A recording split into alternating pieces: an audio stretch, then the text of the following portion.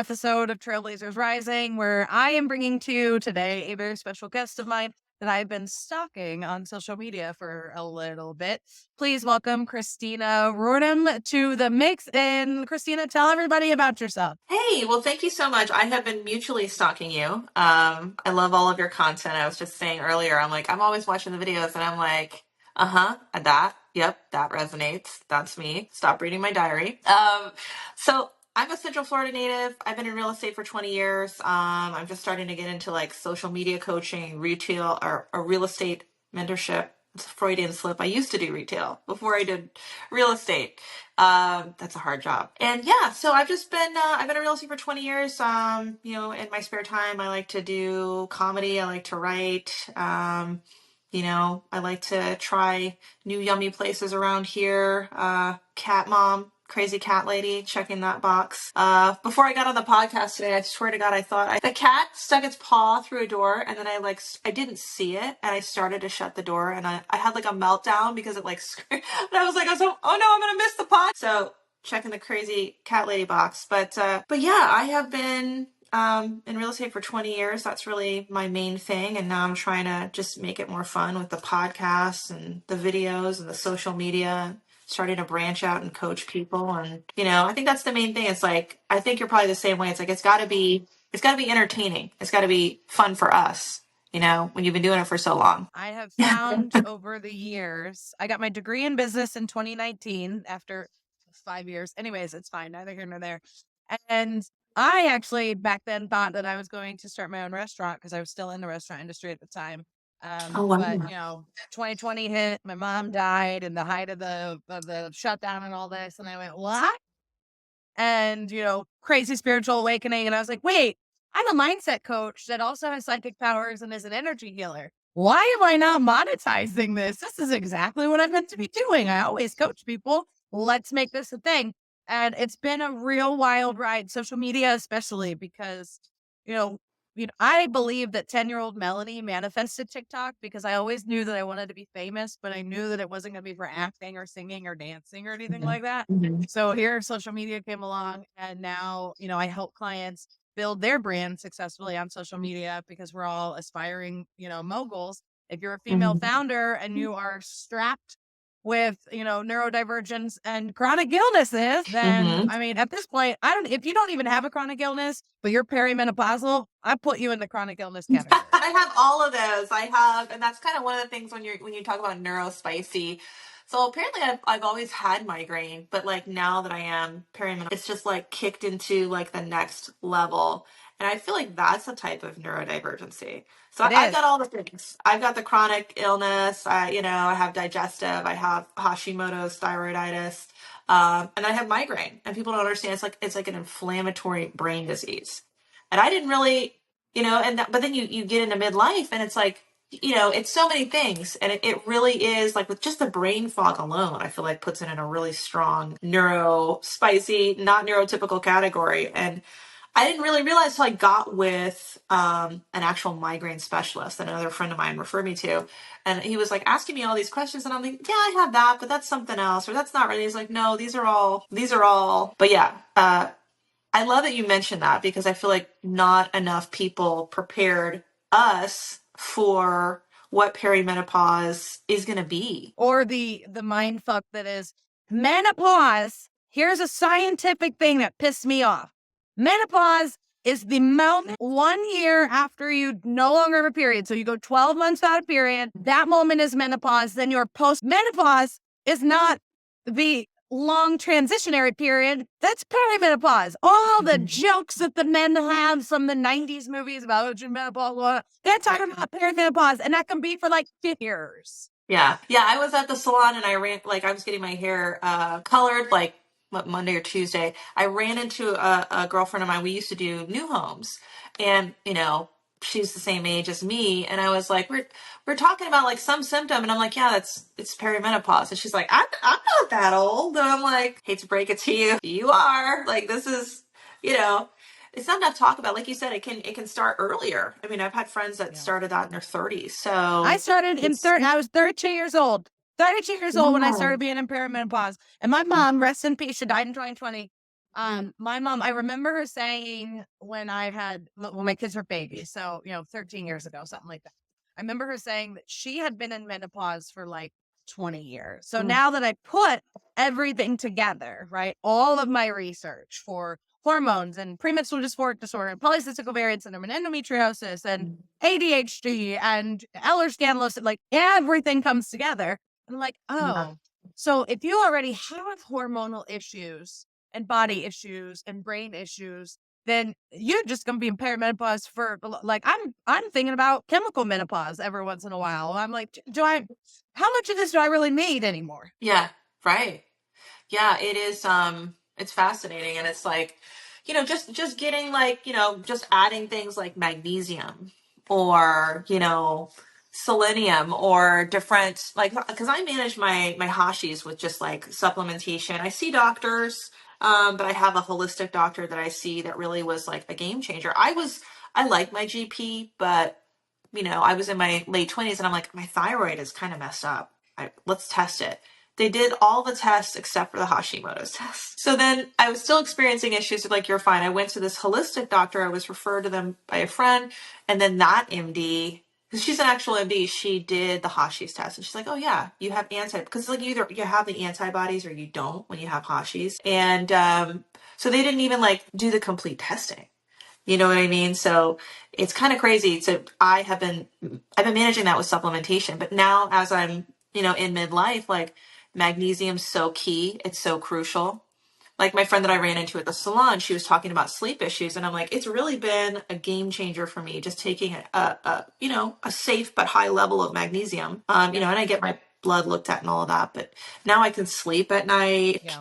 You know, there's certain things It's that so are game important. changers You that tell if I wish well, I I knew tell people about. all the time, if one thing worked for everyone, there would be no wellness industry. So if you Mhm. want to feel your best, you got to work on your mindset. Because I used to think that I wasn't worthy of feeling good all the time. I didn't know that off the top of my head, but that's what my Right. deep rooted beliefs were about myself Mhm. when I didn't even know that I had chronic illnesses. Like Mhm. my family and the people that were closest to me my entire life spent all of their energy making sure that I knew there was nothing special about me. The fact that my Mhm. mosquito bites swell Mhm. up to 15 times the normal size and get hot and are Yeah. so freaking itchy. And I'm from Florida. I'm from the Everglades of Yeah. Florida. And I have a response to a mosquito bite that makes me want to claw my skin. No, that's totally normal. My bruising, you could look at me wrong and I would get a freaking welt of a bruise that would last for weeks. No, you're totally normal. My digestive issues, like if I don't take something, nothing happens. It'll just stay in there forever. Nothing's wrong. Blah. And now, after Mhm. spending 3 years of really just mastering my own body and my own needs and going through the trauma work and understanding if 80 to 90% of people with chronic illnesses and people with autoimmunity in the US are women, then let's Mhm. go ahead and assume safely that has a lot to do with the fact that we're raised with human giver syndrome and the ideals and expectations that we are to take care of everybody except for ourselves. So then there's no Mhm. gas left in the tank to even wash your Yeah. face at the end of the night. And we are internalizing all this guilt and this shame and this fear and this worry and this concern. And you have to always be like, okay, my kids are going to be okay at school. Is my husband going to be happy? Is my partner going to be okay here? Is everything? Blah, blah, blah. Of course, we're fucking sick. Yeah. Yeah, that's so true. And like in our industry, like in real estate specifically, it's like you can be wanting to like pull your hair out because, once in a while you'll get a customer and they'll be like, "Oh, yeah, you guys work all the time, right?" And it's like for years that is kind of how I ran things, but I'm so much more you can't do that. It's not sustainable, whether in any Yes. industry. And then especially we are as women, I notice this too with some of the male realtors that I'm friends with. Like they'll tell me, "Oh, I had this conversation with another agent or with a customer," and I'm like, "You said that? They didn't like hang up on you?" And it's really just them being assertive or them setting boundaries. And they're like, yeah. Because the expectation, even sometimes I find that dealing with it's not everybody. I don't want to sound like I'm like, hating all men. But sometimes you just notice the expectations are that we're supposed to be managing everybody's emotions. So that's one thing that I've worked on recently is just really like unchaining myself from that responsibility. It's not that I'm being a bitch. It's not that I don't care, but specifically, like, I have a transaction now where the other agent is very, like, there's no bound, just very inappropriate, quite frankly, not that knowledgeable, and kind of just making these comments. And it's like, it's not my job. He's going to do what he's going to do. I'm just sticking to the facts. I'm responding. I don't have to manage I don't have to walk on eggshells because he might be upset that I'm telling him something that needs to happen. You know what I'm saying? So I agree. It's like, you have to sort of just, like, unattach yourself from that societal expectation that you have to manage the emotions of everybody around you. And you have to, like you said, take care of everybody except for yourself, because I just got to a point where, like, I couldn't do that. My body was like, nope, you're not going to do that anymore. I was on the, I was, go ahead. I'm sorry. No, you. I was saying, like, a couple years back, I was really heavily involved in a lot of volunteerism in my industry. And I was on the board of directors for a really large, for our local real estate organization. It's like the 5th largest in the country, and doing all these good things. And I was volunteering on all these committees. And it just was like, I got halfway through the year and I was just physically exhausted. I wasn't taking care of myself, and I wanted to do all this good work, but it's like, I decided to, after that, I took a year off from, like, all of the volunteerism, and I just kind of made sure I had my, it's like, you have to put the mask on yourself first. I feel like I'm kind of just, like, all over the place with that, but I'm just basically agreeing with you. Like, we are not responsible for managing everybody else's stuff. We Yeah. deserve the same I see love and that a lot. care. There's a lot with women who, and I see this, and this is going to be controversial, but I don't care. If you are offering services on a sliding scale because you're of the mindset that I just want everybody, whether they can afford $500. If you are trying to serve everybody, you serve no one. Good point. And Mm-hmm. if you have spent a large amount of your time perfecting your craft, getting educated, marketing it because a solopreneur, bitch, you better know everything about social media marketing. You better know everything about email marketing. You better know everything about funnels. You better know everything about going on podcasts. You better know you got to know everything about everything. I just want to coach women who are female founders who are sick of being strong and are ready to be fucking powerful. But to be that, you got to know all this other shit. So you can damn well bet that I'm going to charge what it is that I am worthy of, because you're not just getting 6 months of my time in my 6-month entrepreneurial glow up program. You're getting all these years that I have comprised all of this information and put it together in a package that will actually provide you a deep and meaningful transformation. Like, you're going to pay for it. And if you can't pay for it, here's the thing, the people, and we teach this at the Neurospicy Academy, you are creating products and services for one person who is on a journey, which means a level 1, 2, 3, 4, or 5. You can help people that are at a level 1 that cannot afford your services with your content and with the free stuff you put out, and then being on your email list and all that sort of shit, so they can get to the next level and be able to afford your stuff. However, if you are trying to help somebody who makes the money of level 1, but they have no plans of becoming a level 3, 4, or 5, you are wasting all your time and energy on that person. I would rather get a message on Instagram from somebody that says, oh my God, I love your content. I really need your help with this one question.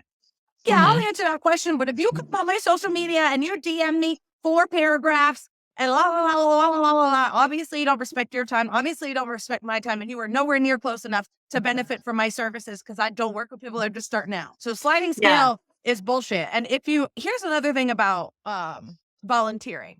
You'll notice the women who like lunch and the women who are socialites and work with all the charities and stuff, that's their job. They're not running a business. They're not going to work anywhere. They don't have anything else to do. That's their job. So if you're running your business and getting it to a place where you're still active in the day-to-day operations, I don't expect you to have time and energy to donate to things. Like, that's the recipe for burnout. Yeah, it's something that kind of, like, nobody, I mean, you're telling me now, but I didn't know you a couple of years ago when I was doing too much, because it's not that it's a bad thing to be involved, but 100%, I noticed the people that were, like, the most heavily involved and, like, thriving in it, and not looking as tired as I was feeling coming into those meetings, weekly, monthly.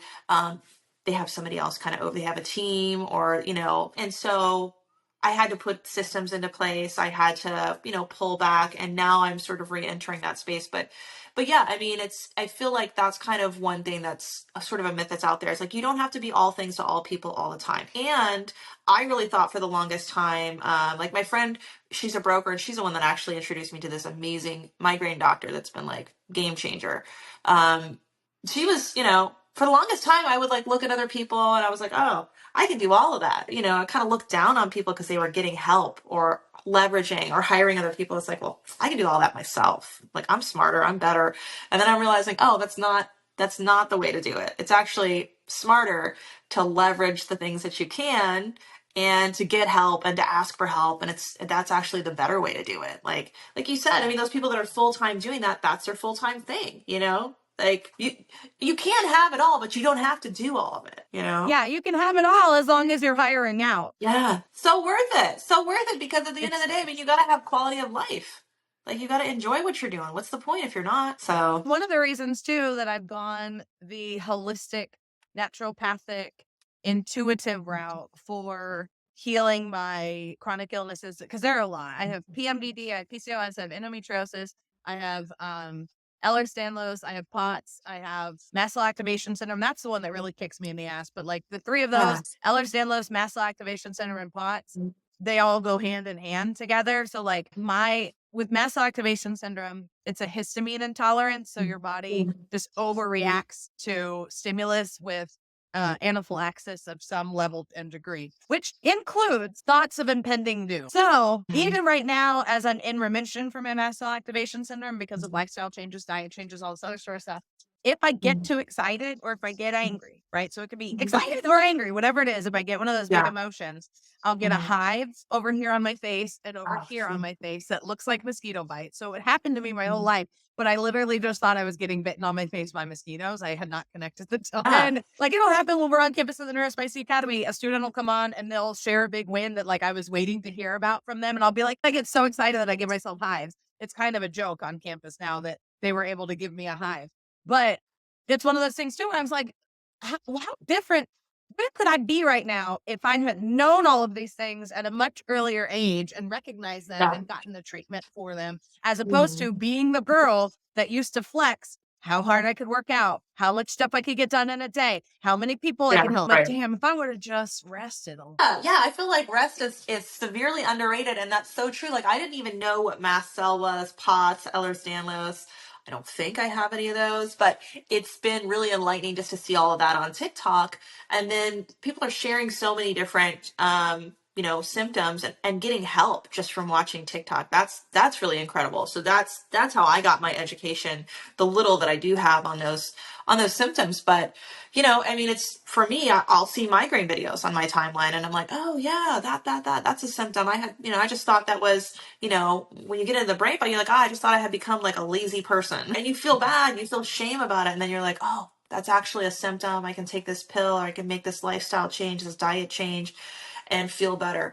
So yeah, I really hope that this is a new information age. But now, like, people like you have podcasts, so somebody can come across it, somebody can get served your content, and then they can go and get help and figure those things out sooner and have like a better quality of life.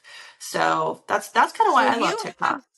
what kind of migraines do you have? I have only experienced in my Mm. life 2 or 3 ocular migraines where I get the bright, shiny I get light those. in one eye that the first Mm. time it showed up, I was like, I think something's wrong. I was out to eat with my husband and one of our sons. I got this bright, shiny, like crinkly thing in the corner of my eye, and it gradually took over my sight in one eye. And I was like, we got to get home. And that migraine turned my whole body into a little old lady in pain, and I couldn't look at lights, and there was 24 hours like that.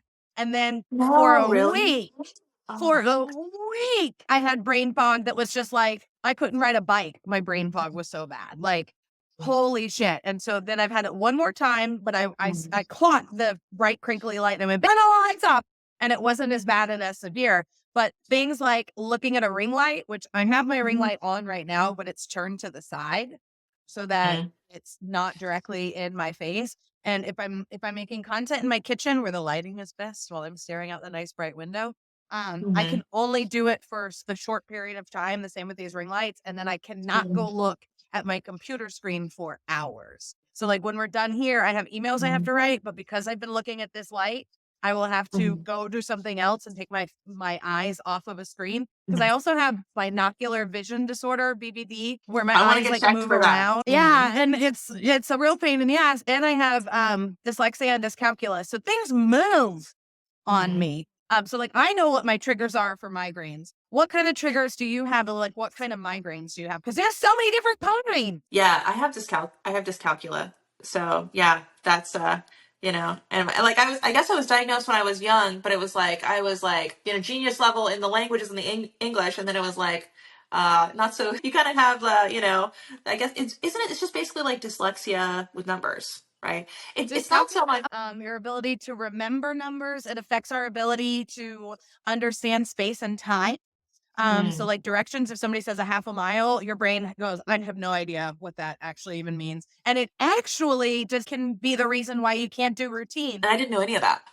So yeah, I kind of went through like high school and like I don't have a college degree. Like I have, whatever IQ testing, like I said, when I did the like or whatever, it was like perfect in English. And then they were like, not so great in math, like really bad. And now it's sort of irrelevant, right? I have all these fail safes. Everybody has a calculator on their phone. I don't need to do algebra in in everyday life. It's just not in my field. But I wish I guess I was tested, diagnosed, and then nobody ever said anything. Nobody ever got me help for it. So I was just like, and am I an idiot?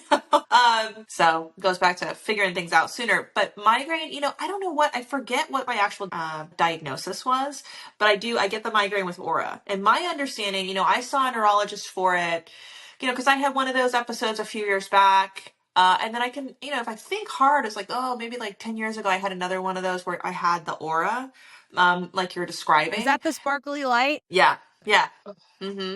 Which is terrifying. You're just kind of sitting there, and all of a sudden, it's like, It just takes over.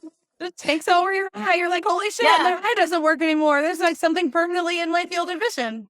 Like, am I having a stroke? Like, like legit? You're like, you don't know. And so I had one of those, and I looked it up, and it's like ocular migraine, not a big deal. I was like, okay, because I didn't have at that time, head pain associated with it, and it's kind of changed. So I don't remember. I would have to look and see what it's like. I have What do migraine they with and feel like? Because I thought um. migraines were just a headache. I had no idea that it was going to affect me for a full on. Well, I'm learning it's a lot more than what I thought because, like, that was the symptom that I noticed. And then last year I had one, or maybe it was like 2022. I had one in the summer, and then I went to a neurologist, and they're like, "Yeah, you're not having the aura frequently. You don't have to worry about it. You don't need to be on medication. It's not anything you need to worry about." Then I got COVID that fall, and then right after that, I had another one. I think just because of all the inflammation. I actually couldn't get in with this migraine specialist for like a year. By the time I got in, he started asking me all these things like depression, anxiety, and I'm not like I don't have severe depression, but it's like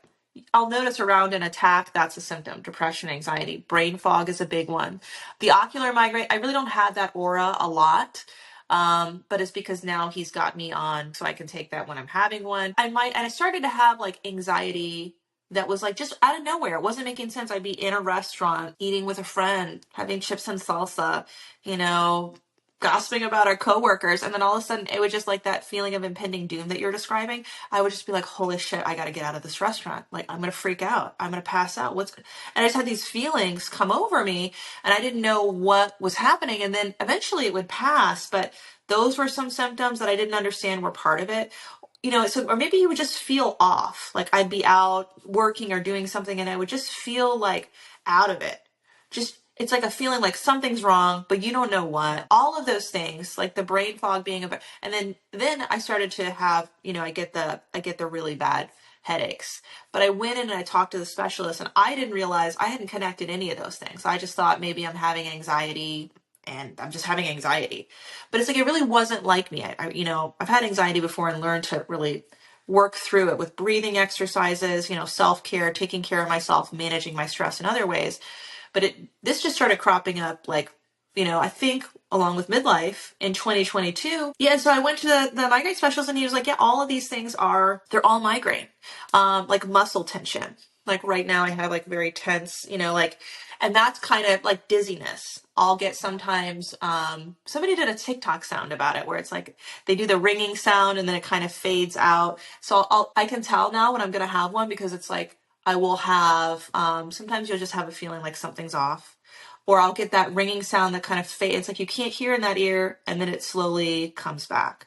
Or I'll get dizziness. And I've seen people talk about vestibular migraines on here. I've had that for years and years where I would just get like just like somebody like hit me and it's all of a sudden everything is like real dizzy and then I just snap back and I'm just like, oh, maybe I'm dehydrated, etc., etc. But now that he's kind of put me in line with what these things are all about, I'm able to better, I can go, oh, I had this dizzy attack. I'm going to take my Nurtec now.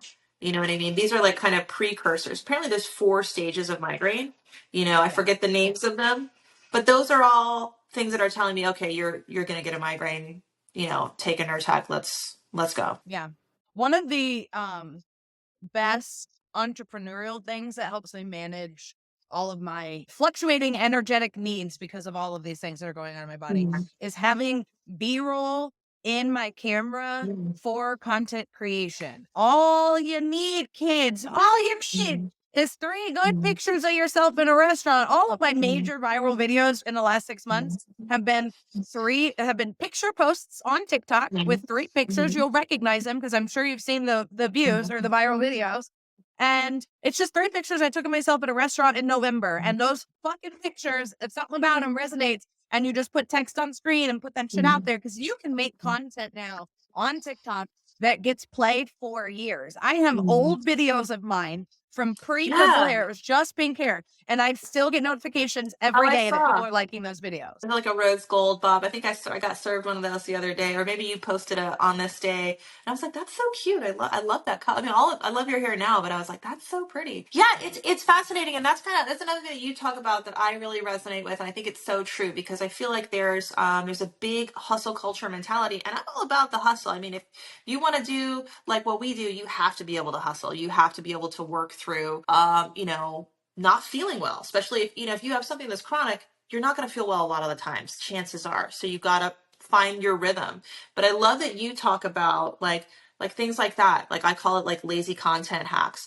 You know, have B-roll. So I tell like my real estate coaching clients, or even just something that I figured out myself, I document my day. So if I'm out and I have makeup on and I'm dressed and I'm showing a house or I'm doing an inspection or I'm doing a pop by and visiting one of my favorite customers, or maybe I'm teaching a class or something like that, I'm going to be filming it, because then, or taking photos of like my listings. I'm out front of my listing doing a selfie, or maybe I'm at a local restaurant, like you said, and I live in Dr. Phillips. I want to talk about, Dr. Phillips real estate. I'll be at the coffee shop and Dr. Phillips. I'll take a picture of the outside, take a picture of me having a coffee. And then, like you said, you can put text over the screen, and you also, and use that as without getting on camera where maybe don't have the energy to show up on camera and really connect with people.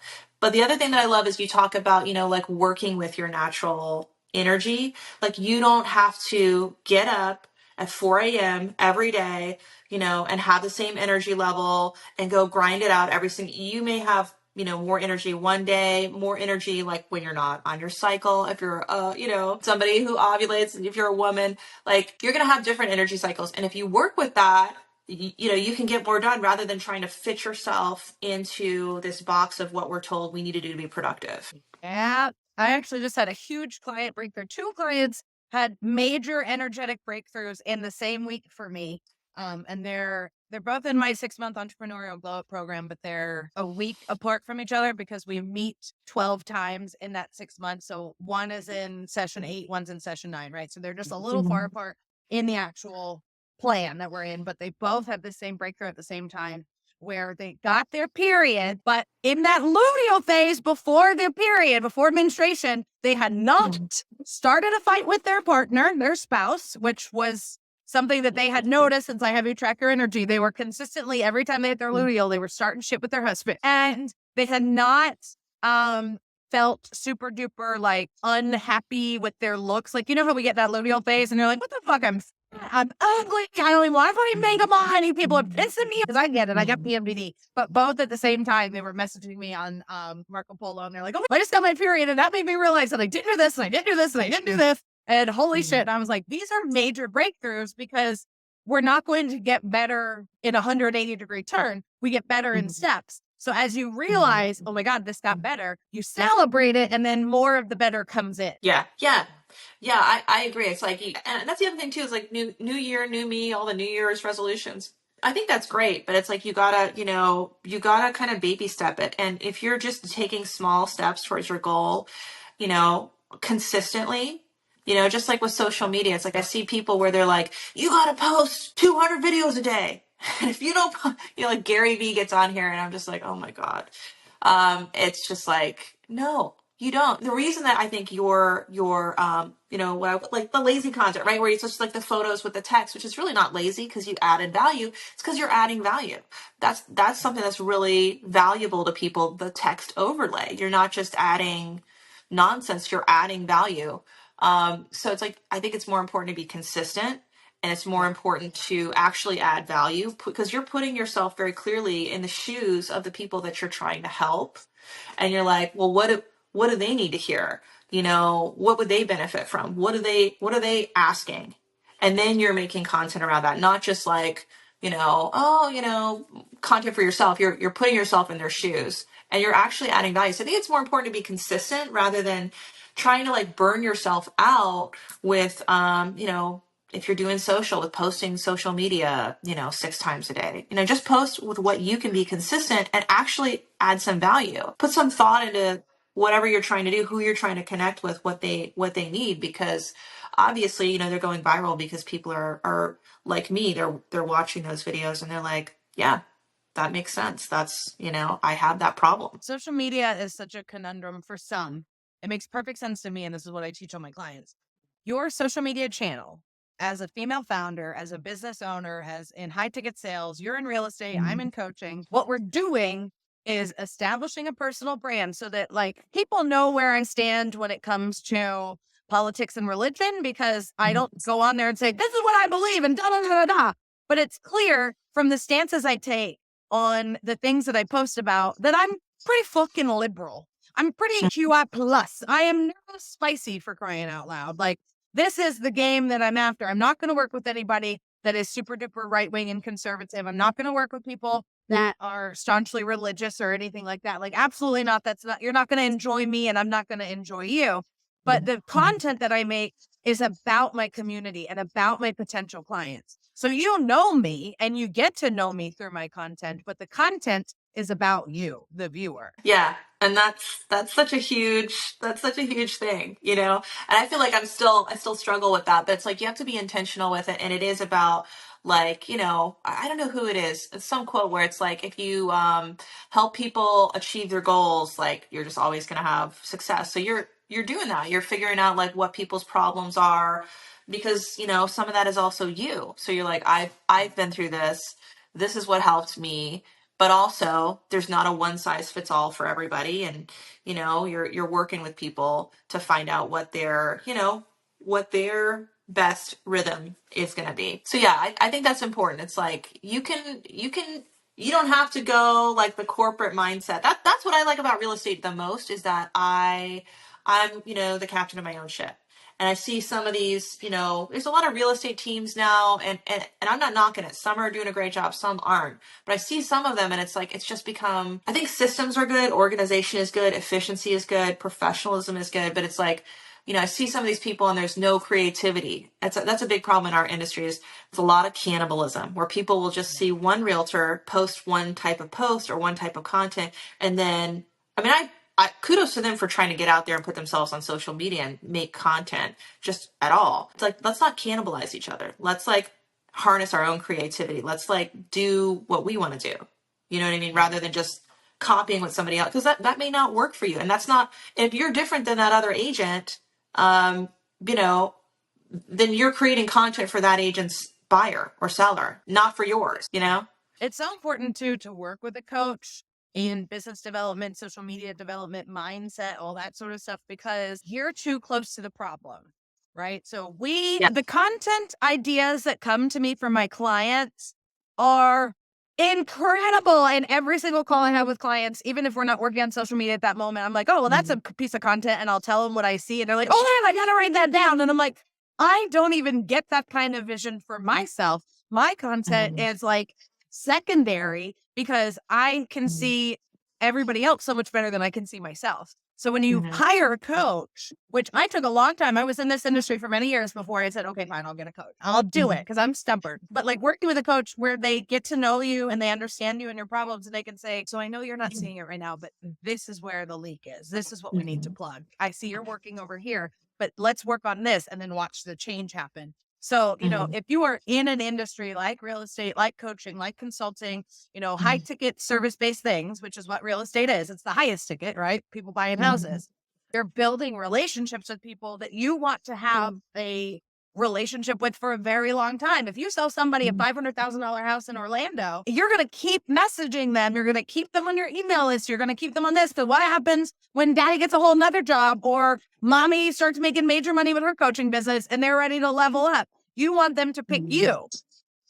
Yeah, and I love that you said that because I think again another thing that's like sort of there's people. I grew up in a real estate family and I fought it at first because I'm like I don't want to do what my mom and dad do. I don't want to do that. And then I so this is kind of an interesting story. I was a store manager for Charlotte Russe, which is no longer around, but I opened Charlotte the Russe store. is gone. It's gone. I Okay, know. well, I There's remember it no more vividly. I know what you're talking about. no more 5 for 15 thongs in a bit. Do you remember that? Speaking of We used to have it right PCOS by. and speaking of putting, plastic on your body and now having reproductive Oh my issues, thanks, god. Charlotte Russe. We used to have the big ass bin of just thongs, and it was just like dental floss, like just the worst, like crappiest material. They're like 5 for 15. But I opened the Charlotte Russe store at the West Shore Mall, and so I opened it. I was the store manager, and eventually I got robbed. I got robbed. We would get robbed all the time. People would come in with booster bags. Booster bags is like they're lined with duct tape. It's like a shopping bag. They line it with duct tape. So one day I had somebody come in and for about $200 worth of Capri Pants, they started putting it into their booster bag. And I don't know why. I was like, 25 or something at the time. And I'm like, I'm going to stop him. Like, if you're in retail, don't do that. Let him take it. It's not worth it. It's not worth it. The company doesn't care about you, I promise. And so Yeah. I tried to take the bag from him. I don't know why. That was just my reaction. I guess I'm the type of person that's my natural reaction is to kind of, if something is going down, I'm like, all right, let's go. So I tried to take the bag from him. He pepper sprayed me, beat me up. Had to call the ambulance. Like I didn't know what I was sprayed with. So that was kind of the scariest thing. I didn't know, was it pepper spray? Was it mace? I didn't know. And it was like burning. And then I tried to put water on it and like that made it worse. And I felt like I couldn't, it was a whole thing.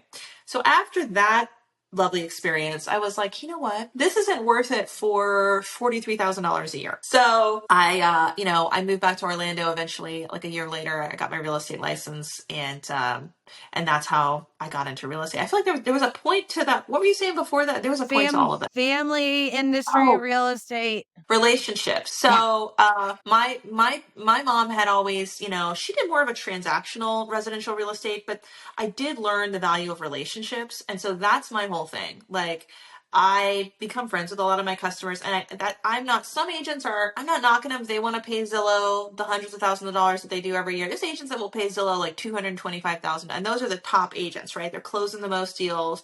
They're giving all their money to Zillow. I don't operate like that. I operate on referral basis. So I try to connect with my customers and do such a good job. They're going to hire me again. They're going to refer me to Yeah. people. And that is what happens. So I'm more focused on the customer service aspect of it and the relationship building aspect and actually adding value so that and treating them how they want to be treated, not how I would want to be treated because it's different. So those are all lessons that you learn along the way, but I love what you said about relationships because I feel like anybody that's in a service-based industry, if you're focused on that relationship, nurturing that relationship, actually adding value, putting yourself in their shoes and trying to serve their needs rather than just showing up and looking at a paycheck.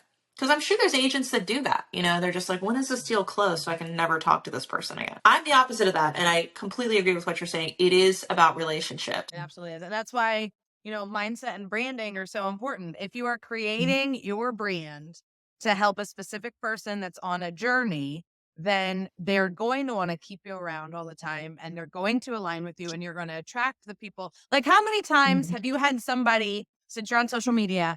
I have people email me all the time saying, oh, I looked at your website and it's not ranking on Google and it's not doing this and on your YouTube I can do this and da Oh, da da yeah, yeah, da la yeah, yeah, la. yeah. First of all, Yeah. motherfucker, I Oh have my PDA God. autism and I have demand avoidance with my ADHD. And you're coming in here without anybody asking you, telling me that I have Yes. fucking problems that I don't even have and that you're Yes. the one that's going to fix it. Okay, It's the snake oil worst. salesman, back off. Don't even It's talk the to me like this worst. because here's the thing. Don't have no following, no proof, no nothing and tell me I have a problem. What you're supposed to do, buddy, is what I'm doing, where you put yourself out there and you provide value and you create relationships and you solve a problem for somebody. And then naturally, when they come across that problem, they say, I know exactly who can help me with this. Melanie, help me. I would like you to coach me. Don't come out of nowhere and tell people that they have a problem with something and that you're the one to fix it. You better get out of my way and stop wasting my time and telling me that my shit isn't done right. Thank you very much. I love it. I love it. I know. We get tons of those calls. Like all, oh, you're not and honestly, like I'm on Facebook. I have like a business page, I have a personal page, but I really have not been posting on there very frequently for the past 3 years. I just don't enjoy it. I feel like it's a lot of people arguing about politics or just, one-upping each other. It's just not as enjoyable for me. I exist there just because I have friends and I have customers on there, but I'll get that. I'll get that email. It's like, I noticed that this and this and this on your Facebook page and I can help you. And I'm like, I don't want your help. I'm good. Thank you. I'm not overly concerned with Facebook. And it's always bullshit, right? It's not somebody that's like a legit, like Facebook social media maven. It's like somebody that just has a company and they're going to sell you. We get that with leads too. We get a lot of people trying to sell us leads and we're supposed to pay like some upfront fee and then inevitably you don't get the leads and it's just like, okay, I would rather stick to building relationships, showing up authentically, adding value, exactly like what you're saying, because and you got to be yourself. Like you are so yourself, which I think is fabulous.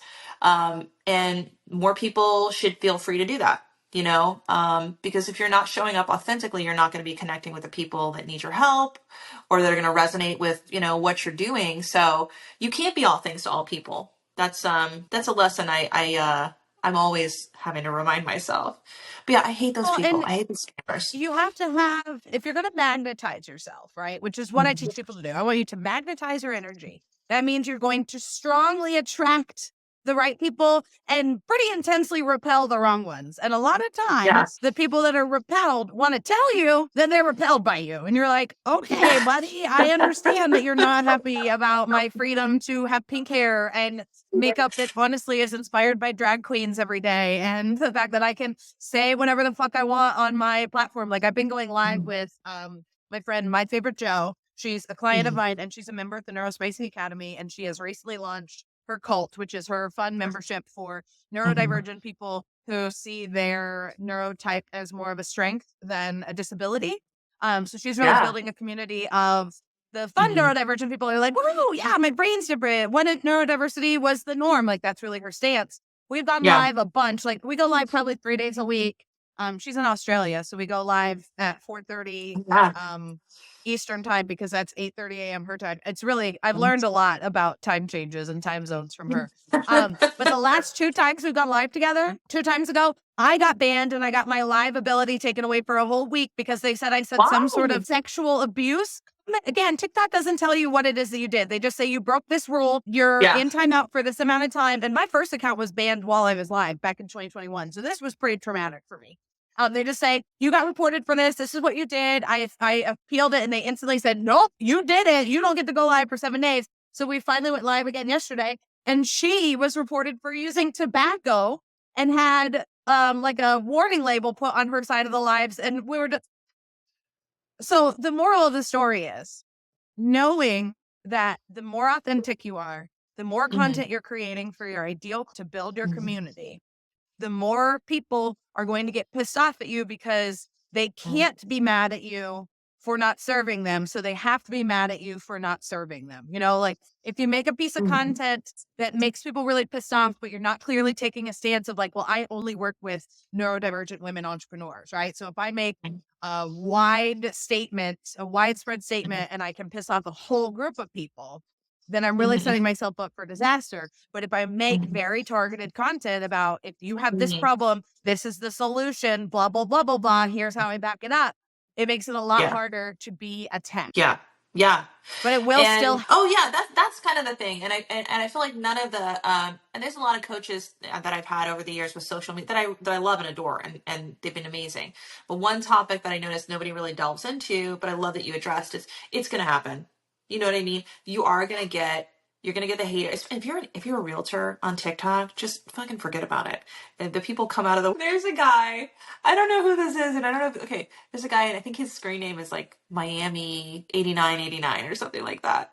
And any agent on TikTok is gonna know who this guy is, because I think I just blocked him because it's harmless, but I was like, I'm over this dude. Like, he will just post any piece of content that you have. He's gonna post, go to Home Depot and get a for sale sign and save yourself 10,000 or whatever, and he's got the same and he just spends like literally all day just posting that same spammy, like, I mean, I've gotten so crazy. I had a girl, I mean, whatever. I had a girl, like, and I looked at her profile and she was just like a young girl, had to be like Gen Z. She was telling me, like, I posted something, I duetted an Airbnb. Somebody went to an Airbnb, and the Airbnb host, after they checked out, was like, "Oh, you owe us $3,000 because of this, this, and this." And it was stuff that she didn't do.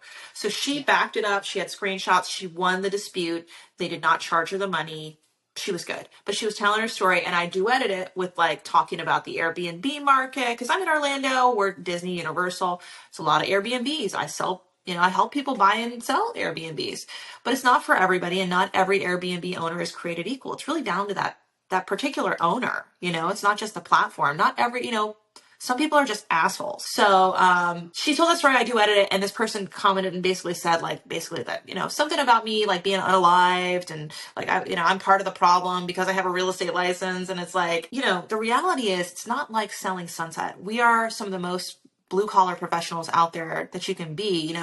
We're moms, we're entrepreneurs. It's a majority female business. It's not like they portray, where it's like these two Oppenheim brothers and everybody else is a Barbie doll. No shade to them, they look beautiful. These are actresses and models that auditioned and were cast on the show. Maybe then they got a real estate license, maybe they had another one, but it's not like they're going. And my point is, it's very blue collar. It's a lot of mamas out there. It's a lot of hardworking females. It's majority female. And we're not part of the problem. We're actually out there helping people get into homes and things like that. But doesn't matter what you post. If you're a realtor on TikTok, you are going to get the hate comments, and it's like, just block and delete. There's going to be, there's nut jobs out there, like, just ignore it. Don't internalize it.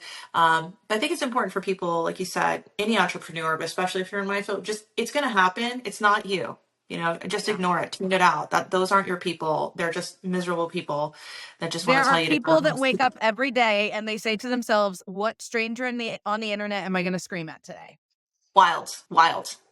I don't care. Yeah. I don't care. Like, I come across your content and I'm like, oh, she's rad. I resonate with it. She's smart. Like, that's really cool. I'm going to repost it. I'm going to like it. I'm going to comment. I'm like, oh, that's cool. I like that vibe.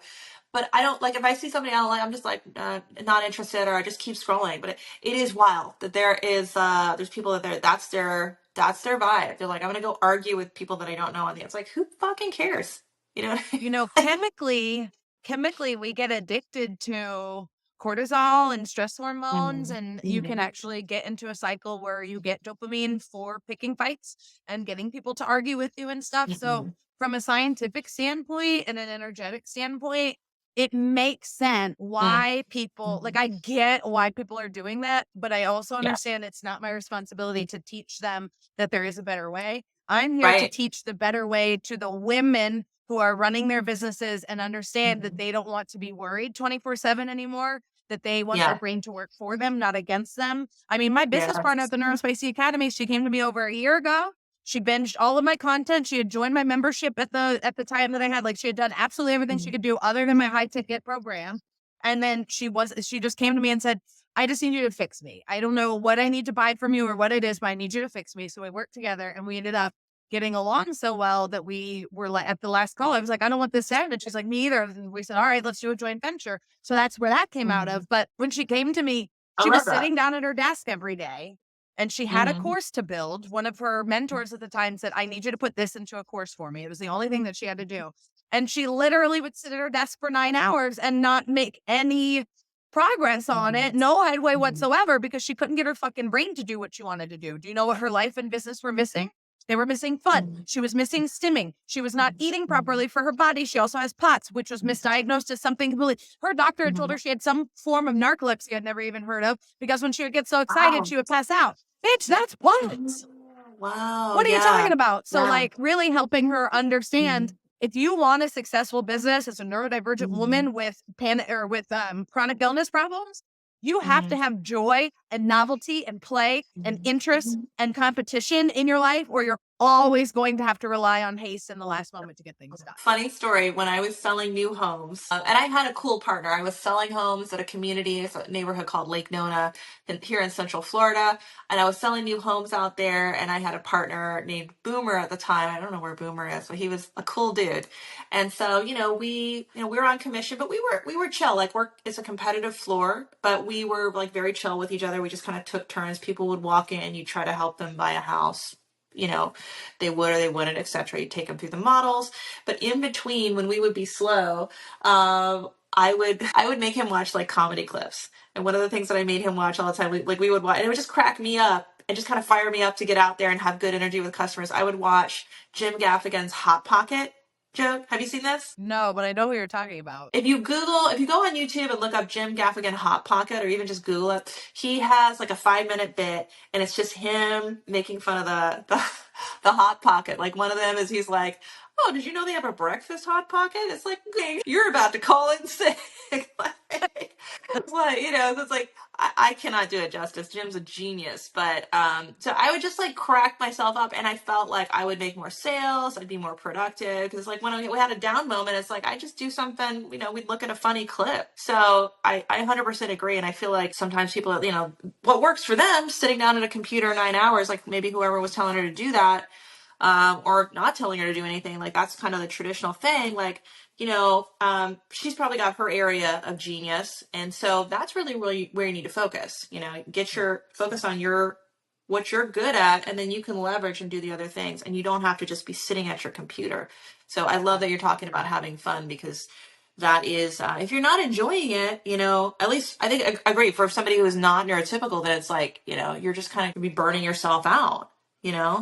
You got to figure, that's why I always say track your time. Track your days for 30 to 60 days. Say, this is how I feel in the morning when I wake up. This is how many hours of sleep I think I got.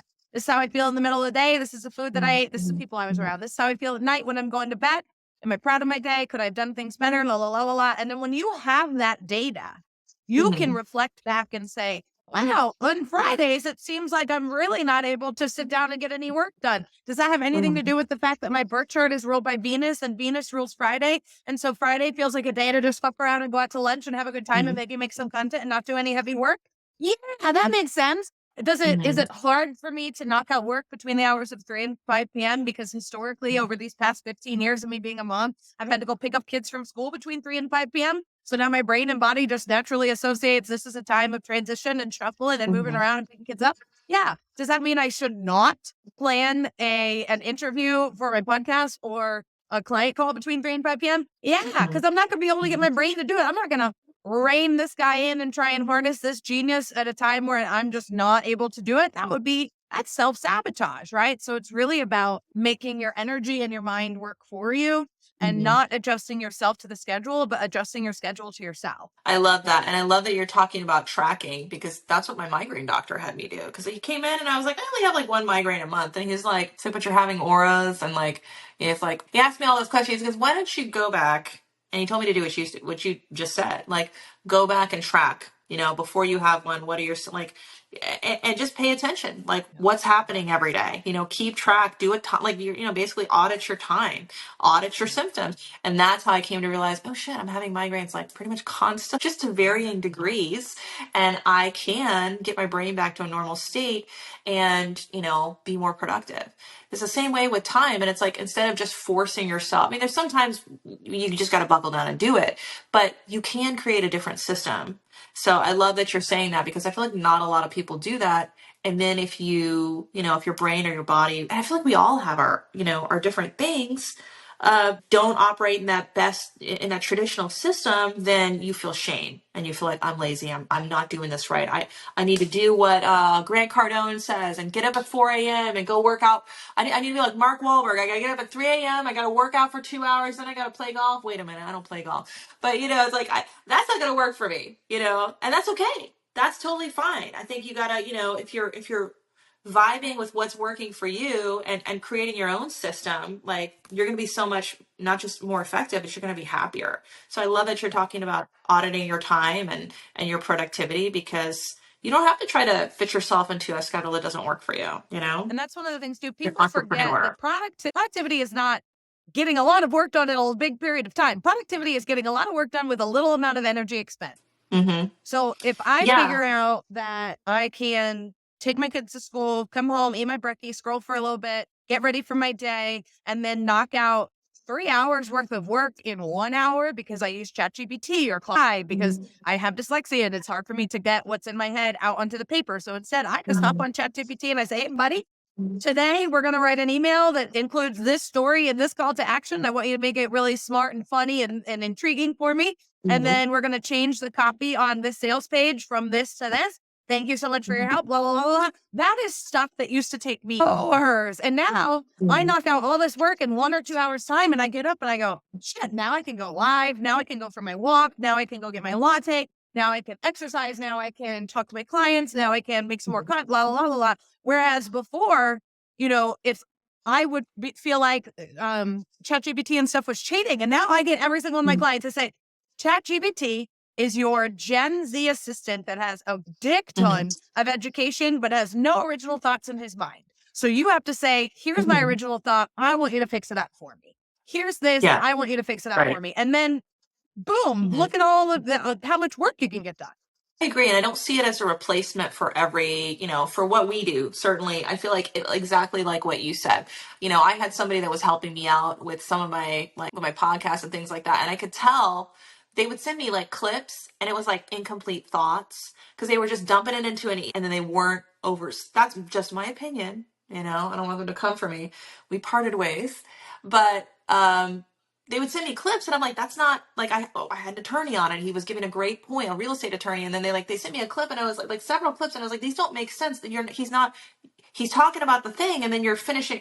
It's because they were just dumping it into an AI. So you still need to like you said, you put your thoughts into it. You put your oversight into it. And you got to say, hey, this is right. This is wrong. You can't just trust that whatever it's spitting out at you is going to be, you are still an important ingredient in that recipe in order to get the end product. So it's just a way to leverage and get back your time and get back your life so you're not sitting there for 3 hours.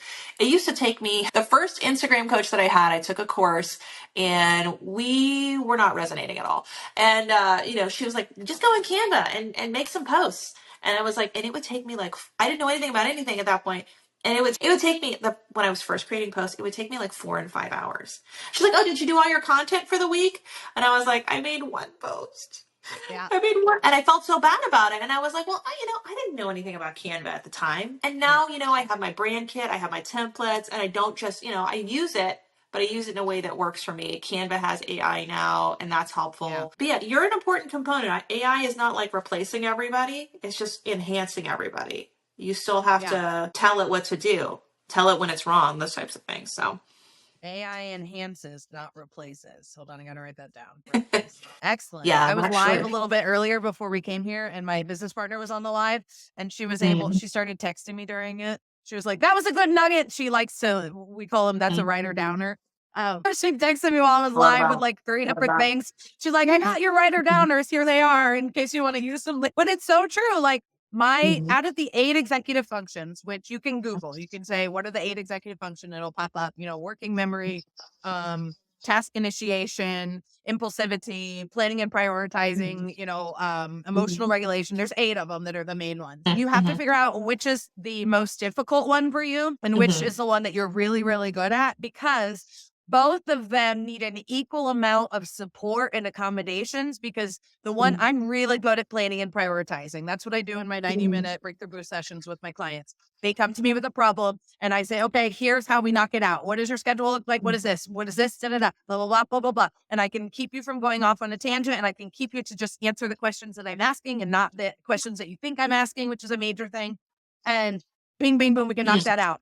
But my working memory, I don't know what I'm saying mid-sentence. I don't know why I walked in that room. I don't know what I ate for dinner last night. I can't remember. Like, I can go through the notes app on my phone because I write down all of the words that are really, really like intriguing that I know I want to use. And they're simple words, but I can't remember them because of my working memory and my dyslexia. So I wrote down tragedy the other day because I was like, oh, that's a good one. I know I'm going to be able to use that in marketing. Just all these random, I wrote down a really great saying by Michelle Obama the other day, which is, you can't carry people when you're climbing to the top. I think I saw Right. that. So, oh my God, she's so incredible. I love her. If she runs for president, anyways, neither here nor there. So, really just understanding we need accommodations and support. It's no longer this mindset that it's anxiety and depression or, bipolar and you're just going to take a pill and it's going to be fine. No, honey bunny, I don't make the rules, but I'm here to tell you it's ADHD and autism and it's the way your brain works and your world is not designed for you. So you have to design your world for you.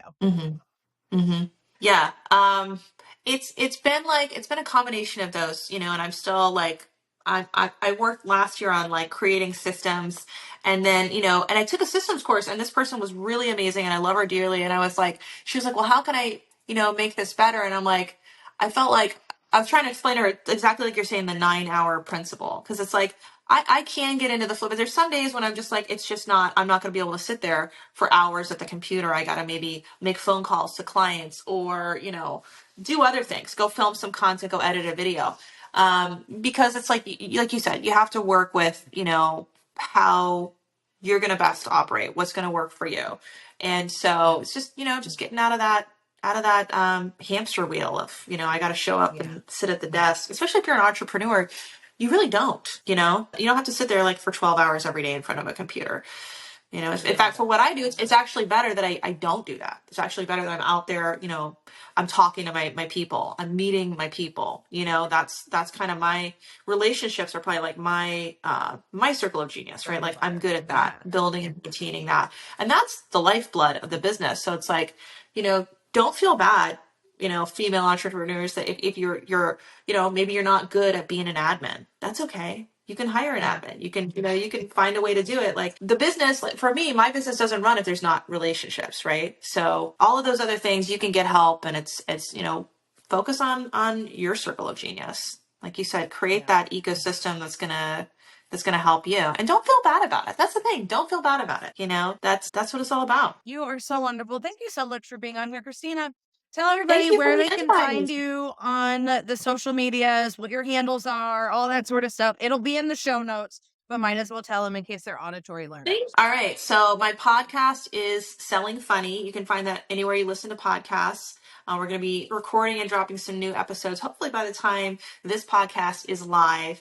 You can find me on Instagram and YouTube at Christina Rordam Orlando Homes.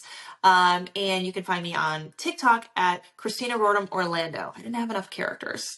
So that's where I live on social. Facebook, I think, is Christina.Rordam. That's my business page. I think my personal page is private. But yeah, that's where you can find me. It's been so nice to have you on. I know my viewers have learned a lot from this episode. I'm so excited for it to go live. And to everybody watching, I love you all equally and for different reasons. And I want you to do two things. I want you to do your research and I want you to take care of yourself. Awesome. Thank you so much for having me on. You are so welcome. Okay, bye.